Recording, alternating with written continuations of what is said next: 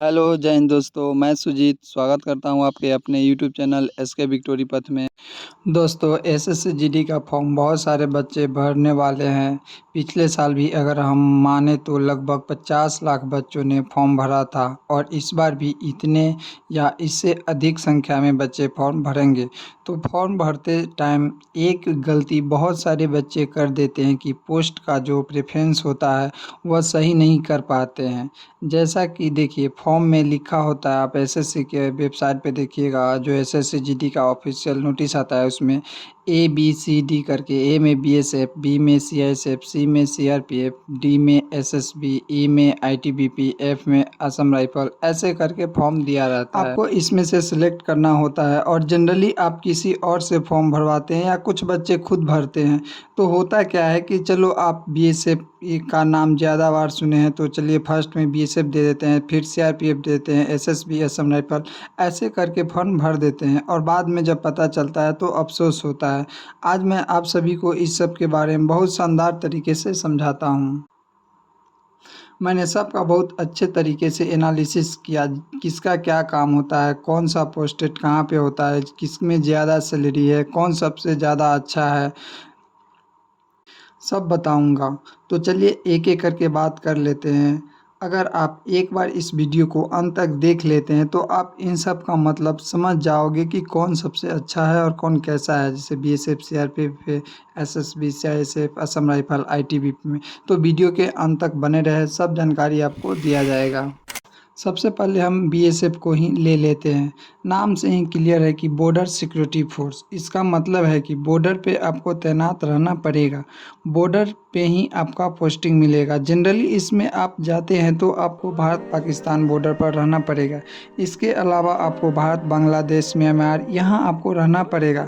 हालांकि अधिकतर आपको भारत और पाकिस्तान बॉर्डर पर ही रहना पड़ेगा, क्योंकि इस बॉर्डर पर ही सबसे ज़्यादा रिस्क होता है, सबसे ज़्यादा हलचल रहती है। तो आपको अगर बीएसएफ मिलता है तो आप इस पर मतलब इस एरिया में पोस्टेड रहोगे। सैलरी अच्छी होती है लेकिन कंडीशन ख़राब रहता है, रिस्क होती है, क्योंकि आप देश के बॉर्डर पे हैं, बॉर्डर पे सेवा दे रहे हैं। तो बीएसएफ आप समझ गए होंगे कि बीएसएफ में क्या है, बॉर्डर पे है, आपका ज़्यादा रिस्क है तो सैलरी भी अच्छी खासी है, लेकिन वही कि आपको रिस्क ज़्यादा मिलेगा।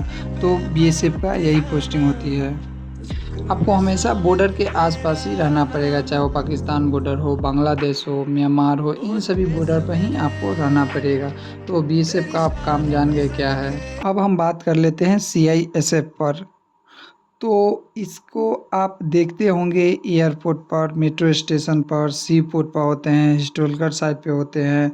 आप ताजमहल जाओगे, कोई विरासत या धरोहर, वहाँ पे आप देखोगे तो आपको सीआईएसएफ मिलेंगे।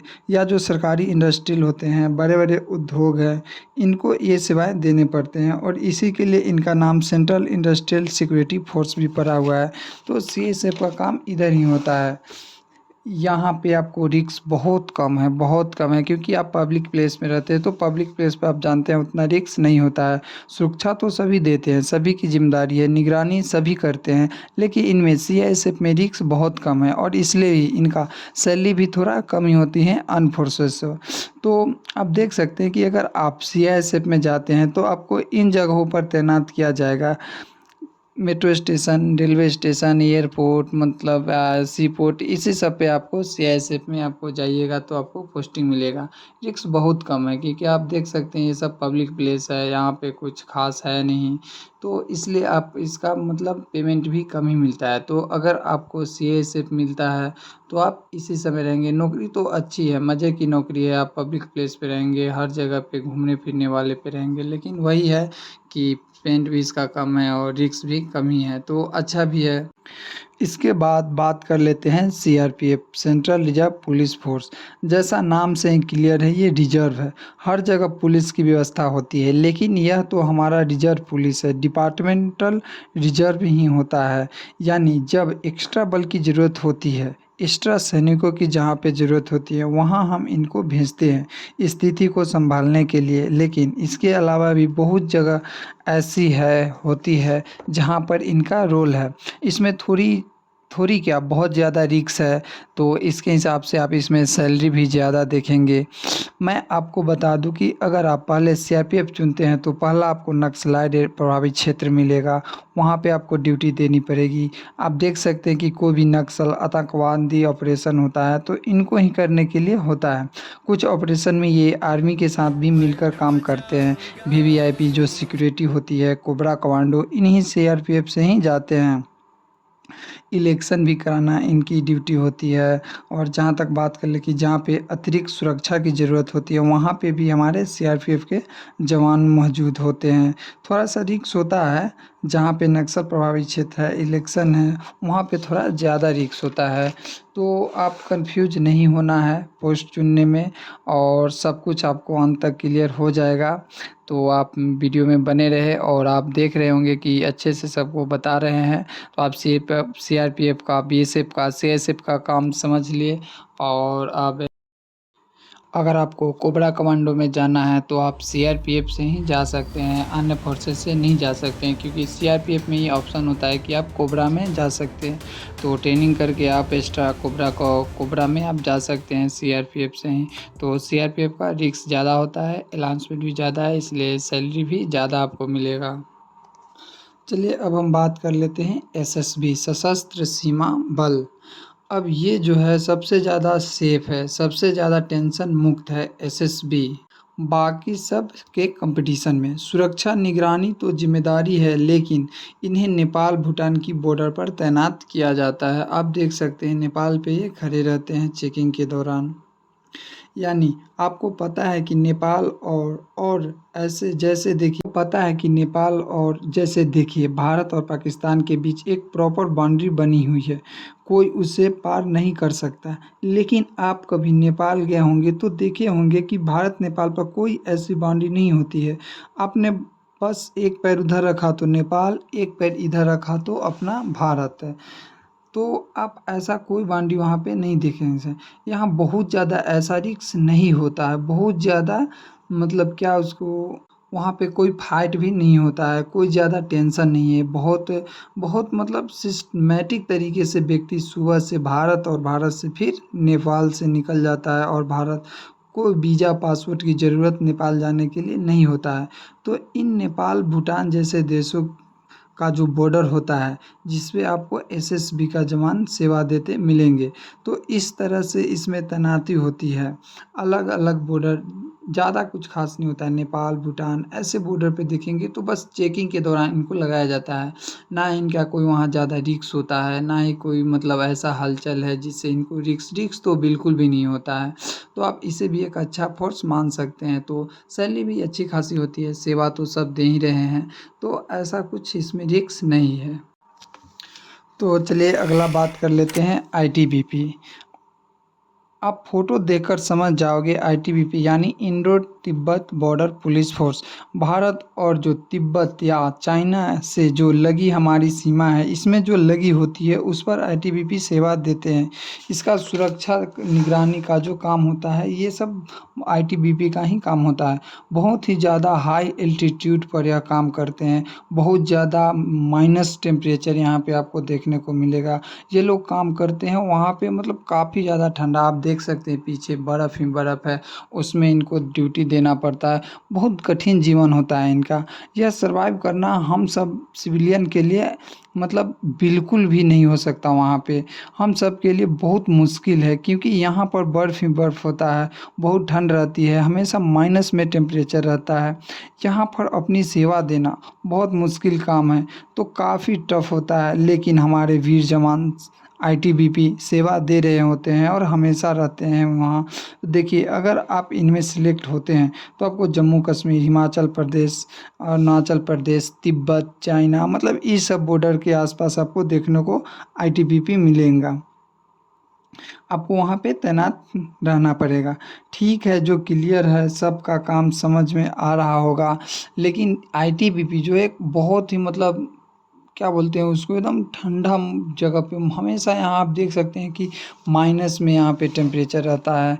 तो यहाँ सर्वाइव करना बहुत मुश्किल काम होता है, लेकिन हमारे वीर जवान वहाँ पे तैनात रहता है। तो चलिए आप आईटीबीपी को समझ गए होंगे कि क्या है नहीं है। हमेशा से आप तो इस तरह से इसमें तैनाती होती है। आपको हमेशा ठंडा प्रदेश में ही आपको रहना पड़ेगा आईटीबीपी में आप जाते हैं तो। इसके बाद आगे चलते हैं एआर, जिसमें आपको असम राइफ़ल, जिसमें बहुत सारे लोग कन्फ्यूज होते हैं।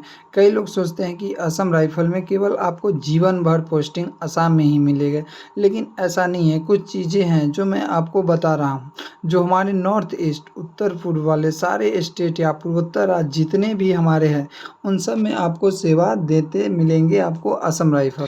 आप इस पोस्टर में भी देख सकते हैं जो लिखा हुआ है कि असम राइफल का गठन 1835 में कछार लेवी के नाम से किया गया था, जिसका कार्य उस समय जनजाति लोगों से ब्रिटिश बस्तियां और चाय बागानों की सुरक्षा करना था। यह देश का सबसे पुराना पुलिस बल है। 1971 में इसका नाम बदलकर असम राइफल रख दिया गया था। इसका मुख्यालय शिलांग में है। इस पर पूर्वोत्तर क्षेत्र की आंतरिक सुरक्षा और भारत म्यांमार सीमा की सुरक्षा का दोहरा उत्तरदायित्व है। पूर्वोत्तर क्षेत्र के लोगों को राष्ट्रीय मुख्यधारा में लाने में असम राइफल की भूमिका सराहनीय रही है। इस बल को प्यार से पूर्वोत्तर का प्रहरी और पर्वतीय लोगों का मित्र कहा जाता है। तो असम राइफल के बारे में आप ये सब देख सकते हैं, काफ़ी पुराना, मतलब सबसे पुराना फोर्स है। तो असम राइफल केवल आपको पूर्वोत्तर भारत में ही देखने को मिलेंगे। जैसे आप मान सकते हैं जो सेवन सिस्टर स्टेट के नाम से जो प्रचलित है, जो आपको पूर्वी क्षेत्र में देखने को मिलेगा, उसमें आपको ये तैनाती हुए मिलेंगे। तो काफ़ी पुराना फोर्स है, सबसे पहले इसी का गठन हुआ है। तो चलिए इसके बाद अगर हम बात कर लेते हैं तो आपको एसएसएफ क्या है आखिर, उसके बारे में बात कर लेते हैं। तो चलिए हम एसएसएफ के बारे में बात कर लेते हैं, जिसको लेकर कई लोगों को पता नहीं होता है। और आपकी अधिकतर वीडियो में देखा होगा कि लोग बोलते हैं कि सबसे पहला प्रेफरेंस एसएसएफ को ही दो। मैं उसका कारण बताता हूँ कि एसएसएफ को ही सबसे पहले नंबर पर क्यों रखना चाहिए।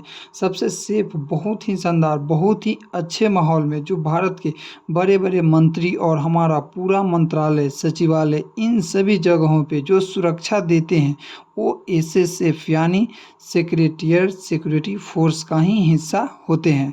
सचिवालय, मंत्रालय जगहों पे जो सुरक्षा गार्ड आप देख रहे होते हैं, जो सुरक्षा कर्मी होते हैं, उन्हें हम एसएसएफ का हिस्सा मानते हैं। आपने देखा होगा मंत्रालय, सचिवालय में एंट्री करने से पहले चेकिंग होता है। कौन है मंत्रालय में, आप अपनी गाड़ी यूं ही नहीं लेके जा सकते हैं। ना आपके पास पहले से कोई परमिट है तो जा सकते हैं। आपके पास पहले से पास होगा, वह देखा जाएगा, परमिशन देखी जाएगी, कार चेक की जाएगी, सब देखा जाएगा, प्रॉपर सिक्योरिटी चेक होता है। तो ये जो सभी प्रकार की चेकिंग जिसमें होता है मंत्रालय, वह एसएसएफ ही करता है। अगर इनका ड्रेस का बात कर लिया जाए तो एक पुलिस की तरह ही होती है। कोई आर्मी, सीआरपीएफ, बीएसएफ की तरह इनका ड्रेस नहीं होता है। सामान्य जो पुलिस वर्दी है वैसा ही होता है। तो यहाँ कोई रिस्क नहीं है, बहुत ही सेफ है। इसीलिए लोग सबसे पहले एसएसएफ ही भर देते हैं। तो बहुत ही अगर सेफ माना जाए किसी फोर्स को, जहाँ पे कोई रिस्क नहीं है, कोई मतलब ज़्यादा हलचल नहीं है, कोई फाइट नहीं है, तो एसएसएफ ही होता है। आप एक प्रॉपर गार्ड की तरह मान सकते हैं कि एक घर में जो गार्ड रहता है, जो सिर्फ निगरानी करता है, देखभाल करता है, आप उस तरह से एसएसएफ को मान सकते हैं।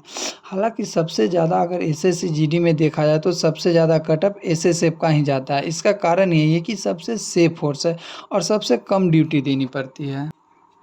उसके बाद बात कर लेते हैं एनसीबी, जो पिछले साल तो इसकी पोस्ट नहीं हो, शायद इस बार देखने को मिले। जिसका अगर बात कर ले एनसीबी, तो नारकोटिक्स कंट्रोल ब्यूरो, जो आपको पता है कि इसका काम है सभी प्रकार की जो अवैध चीज़ें हैं, नशा का, ड्रग्स का, इन सभी को कंट्रोल करना इसका काम होता है। तो एनसीबी बहुत ही शानदार है, पावर भी है, सैलरी भी बहुत अच्छी खासी है। तो अब मुझे उम्मीद है कि आप इन सभी पोस्ट के बारे में समझ गए होंगे अच्छे से। काफ़ी मेहनत लगी है पोस्ट को साथ दिखाना, एक साथ संयोग कर पूरा प्रिपेयर करने में, इसकी डिफिनेशन निकालने में, कम शब्दों में सारी बातें समझा देना। क्योंकि इसके बारे में बहुत कुछ बताया जा सकता है, लेकिन कम से कम शब्दों में बहुत कुछ बता देना। आप आगे चलकर इसका हिस्सा बनने जा रहे हैं और स्टूडेंट को यही नहीं पता है कि फर्स्ट में क्या दे, सेकेंड में क्या दे, किसका क्या काम है, किसका पोस्टेड कहाँ है, कौन सा प्रेफरेंस पहले दे, इसी में गलत हो जाता है। इसलिए मैंने पर्सनली पूरा बनाया और आपको समझाने का पूरा प्रयास किया। अगर आपको समझ में आया हो, अच्छा लगा हो, आसानी से अगर समझ में आ गया है तो आप वीडियो को सब्सक्राइब एंड लाइक कर दीजिएगा। तो चलिए फिर मिलते हैं नेक्स्ट वीडियो में। आप लोग सोच समझ कर पोस्ट दीजिएगा, जो बाद में अफ़सोस ना हो। अगर वीडियो अच्छा लगे तो चैनल को सब्सक्राइब कर लीजिए। नेक्स्ट वीडियो में हम लोग बात करेंगे कि जो 5 तारीख यानी 5 सितंबर से एसएससी जीडी का फॉर्म भराने वाला है, तो उसमें पोस्ट क्या दे, फर्स्ट में क्या दे, सेकंड में क्या दे। तो नेक्स्ट वीडियो में बहुत जल्दी हम लोग मिलेंगे। तो आप लोग ऐसा ना हो कि फॉर्म आ जाए और फर्स्ट दिन सेकंड दिन ही फॉर्म फिट गए, नहीं, 2-4 दिन वेट करके अच्छे से समझ कर, सोच समझ कर पोस्ट को भरे। ऐसा ना हो कि एग्ज़ाम की बहुत अच्छे से तैयारी कर ले, पता चले कि पोस्ट चुनने में ही गलत हो गया। तो ऐसा नहीं करना है, सोच समझ के पोस्ट भरना है। तो चलिए फिर मिलते हैं नेक्स्ट वीडियो में। तब तक के लिए अपना ख्याल रखिए, मस्त रहिए, स्वस्थ रहिए। धन्यवाद।